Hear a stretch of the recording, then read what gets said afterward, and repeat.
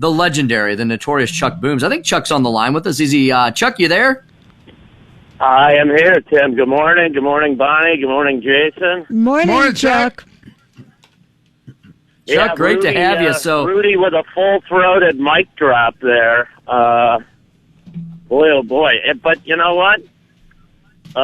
For everything that he said, it's hard to argue with it. For anyone that's known family members, or I had a good friend that battled drug addiction for years and it finally took his life. Yeah, you don't want to put him in high-pressure situations and, you know, put him in with some of the most notorious characters, you know, around the world. And, you know, Putin's people play for keeps, so do the communist Chinese. And I have to say, Rudy's right. What did you think was going to happen? yeah, Chuck, I mean, are you amazed? I mean, I know the media, it's obvious how much in the tank they are for the Biden-Harris ticket, or we really should say the Harris-Biden ticket these days after what we've seen from Joe Biden over the weekend, where he can't, he's like making things, he's like making up a new language during some of these campaign stops. Yeah. Chuck, the amount of covering they're doing for this Hunter Biden scandal and just everything that the Bidens are using the U.S. Treasury, you know, as their personal ATM these days. They're doing a disservice to the American people throughout this election by not reporting any of this, aren't they? Yeah, you know what's really disingenuous, Tim, Bonnie, Jason, is the fact that Barack Obama shows up, and Barack Obama knew well that this was going on, and so did Hillary Clinton when she was at state. They knew this was going on. And to sit there and lie, and they're attempting to lie to blue-collar people. You know, they want their old blue-collar base back to walk lock, step, and barrel, just like they expect African-Americans to. And what they're doing is he just gets up in front of a microphone and says what a great guy Joe is. And he'd be great for the country. When he knows darn well he's basically an organized criminal. And they just don't care. And I find the fact that, you know, they've dragged Obama out here in the fourth quarter. Does this not smell, Tim, exactly like, I mean, they never learned their lesson. At the end last time, it was Beyonce and Jay-Z in Philadelphia with Barack, and they were going to get Hillary over the finish line. Now I just heard they're going to bring out a woman who wears a dress made of meat to the Grammy Awards. She, Lady Gaga, is going to be with Joe Biden. Could that be a more awkward pair? And by the way, Joe, I know you're brain dead. Lady Gaga is on record as being against fossil fuel, in particular fracking. So not the right person to take to Pennsylvania. Yeah, I mean, Chuck, you hail from that region, from the Ohio River Valley there, your beloved Ohio, and then Pennsylvania, you know, right next door. I mean, first of all, Chuck, tell me, I found it fascinating how little that Ohio has been talked about or in play. It's kind of like the media. As soon as these states go red, they're long forgotten. But Ohio looks like, unlike last time, 4 years ago, huge battleground state. It looks like Ohio is going to be firmly in the camp of Donald Trump. You know, what do you think made that happen? What was the switch? Was it the manufacturing coming back? Was it something else? But Ohio not really talked about as a battleground state. Yeah, well, just to be clear, it wasn't a battleground state last time, Tim. We were told it was. We were told it was, right? They're not even telling us. Donald Trump carried it by almost 9 points. So, but they kept saying it was up in the air. It was never up in the air. Right. And right. Ohio is pretty reliably red, with exception. And Biden's ads have been pulled from here for a while, so we knew. And, you know, all the indicators on what's going on are right in front of us. You don't send Barack Obama to Miami-Dade County. How many times now? Talk about what's supposed to be reliably blue, but the phenomena that's going to slap him in the face on Wednesday or Tuesday night, Wednesday morning, is definitely going to be African Americans, in particular African American males who love what the president did on criminal justice reform, love what he's done with the opportunity zones through Dr. Ben Carson. And, and Latinos. Oh my gosh. Latinos, especially Cuban Americans, Venezuelan Americans, who despise communism and socialism because they had to live through it. And, they know what's coming if you're going to put somebody in there like Joe Biden, who's talking about having Elizabeth Warren and Bernie Sanders in a cabinet. My God, you might as well call up Leonid Brezhnev and see if he's still alive, see if he needs a gig.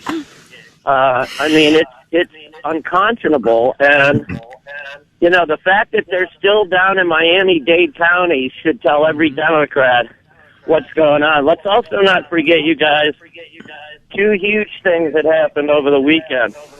The biggest being the Pittsburgh Post-Gazette, who has not endorsed a Republican for president since 1972, came out in a full-throated front-page endorsement for Donald J. Trump.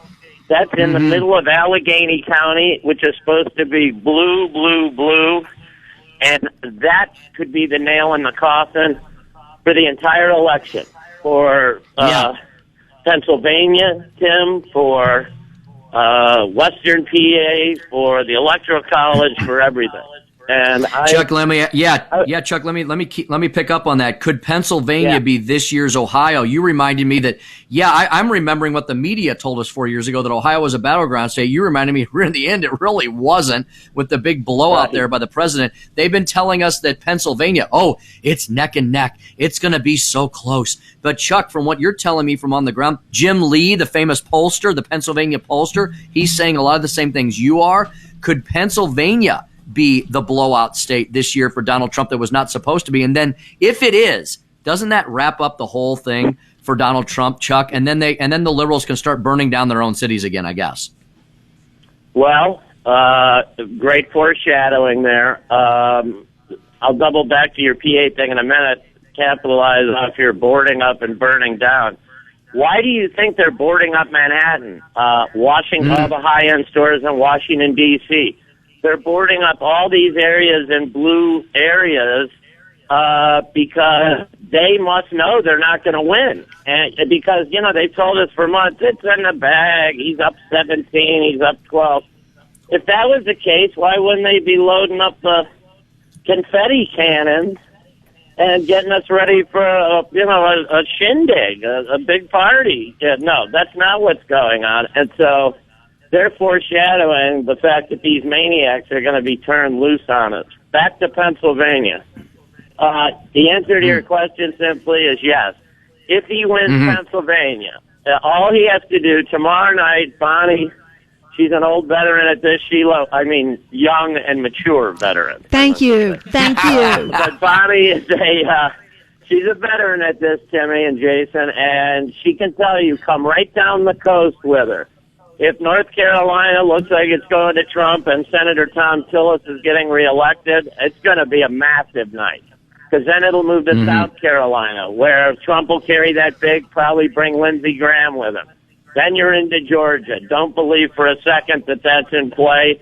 And then you get to Florida. And I think Florida is going to be a bigger win for Trump than anyone's even thinking. Once they go, the pathway to 270 for Republicans always goes, Bon knows this, always goes through Florida and Ohio. So once you have Florida and Ohio, Tim, you only need one other biggie to pick off. And if it's Pennsylvania, you're right, it's done. And Chuck, if this all happens, and I think it's extremely plausible. There's nothing crazy about this as well. The only crazy talk we've had has been on the mainstream liberal media over the last few months, trying to talk us into something other than this obvious outcome. Chuck, this will be because people are more enthusiastic about Donald Trump now than they were 4 years ago, because he's blown the cover on all the egghead elitists in Washington, D.C., hasn't he? The populist uprising of the people taking their country back, this will continue to be a further extension of that, won't it? Yes, and remember something. The elites always think that we're the idiots. But, there's been several indicators that told me for a while now that this was going to get to be bigger and bigger, and not a red wave, but a red tsunami. And I'll tell you at the end before I go some of the predictions I have, which will probably make your hair stand up. But I put my time into it, and I'm pretty sure. But once they said, Gallup with that poll that said 56% of Americans say they're better off today than they were 4 years ago, even with the pandemic. That's a death nail. That poll's never wrong. It always comes out just before the election. And that should be, as they said, Corona. You've seen the Corona Network news agency, I'm sure. Maybe we have. Officially changed it. Yeah, they've changed the name now. Everything is, it's all about the pandemic. And he didn't keep us safe. You know what they didn't think of when they thought of, did he keep us safe? 250,000, even if it's at that number out of 350 million, is still less than 1%. These are also older people with terrible underlying health conditions. 84% of them died in blue states. 16% of the deaths in red states. So that's just a fact. Then you deal with the fact that when they say the president didn't keep us safe. Oh, he didn't? How many foreign wars have we been in? Oh, that's right, none. How many terrorist attacks? Oh, that's right, none. So safety to the American people and to regular Midwestern people means that. Nobody expects a president to protect you from the flu or protect you from H1N1, which I got when I lived in Springfield in 2009. It was awful. It almost killed me. But I never thought it was Obama's job to make sure I didn't get sick. So safety is a much bigger word than the coronavirus. It means terrorist attacks. It means getting our troops home. It means no intervention in stupid foreign wars that kill our sons and daughters. So they have completely forgotten that people in the Midwest still feel like the economy that he built over the first three and a half years was the strongest and best. That's why you're going to get a black male turnout for him, by the way. I wish I could be the fourth rapper to join in with Trump. Do you think they'd notice me? Yeah, they might not. You'd blend in pretty well. You'd have Lil Wayne. You had 50 Cent, and I thought I'd go as Double Dutch Chuck. Do you think I can get in on that? I think you should that try. Works out well. Hey, Chuck, before I let you go, and folks, we've been speaking to the notorious Chuck Booms this morning. Chuck, before I let you go, back to Joe Biden. Poor Joe Biden doesn't know if he's wearing a Philadelphia Eagles jacket or the Delaware Hens, for God's sake. No, he's in really, really bad shape.